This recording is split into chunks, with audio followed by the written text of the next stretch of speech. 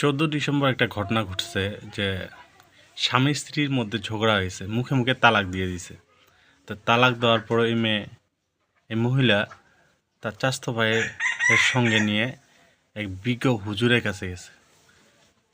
যে হুজুর আবার উনি গাজীপুরের শ্রীপুরে এক মসজিদের ইমাম, তিনি নামাজ পড়ান।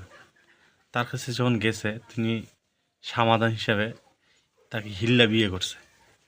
হিল্লা বিয়ে করে, হ্যাঁ, তার নাম ছিল ইসমত আলী আশিকি।